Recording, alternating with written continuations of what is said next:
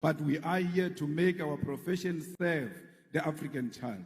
I wish to remind you that it was once legal to come to the shores of our great continent and kidnap Africans and enslave us in foreign lands.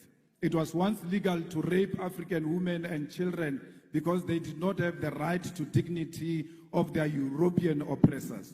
It was once legal to take our land and our minerals because, according to the law of the white man, we were not civilized enough to control our own land and our own wealth.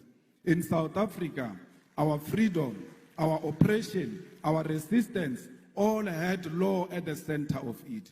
Under apartheid, it was legal to restrict the movement of Africans to labor reserves called townships and to teach us inferior education so that we could only be servants of white masters. All of those problems were legal, and it took brave men and women to say that if the oppression of Africans is lawful, then such a law is unjust and must be opposed.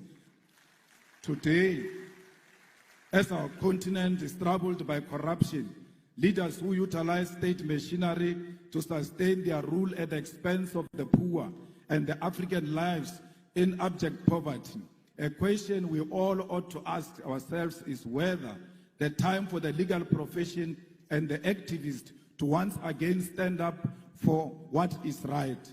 We must all ask ourselves whether the time has not once again arrived for liberation to be achieved against the sale of our nation to recolonization, and whether this fight must not begin by reimagining our laws for the better.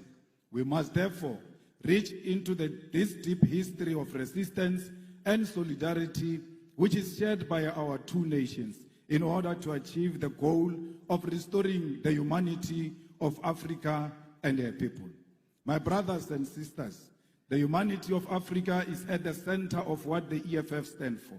We are an organization that was formed in 2013 purely out of the demands of the people of South Africa who wanted an alternative to the former liberation movement to achieve economic freedom in our lifetime.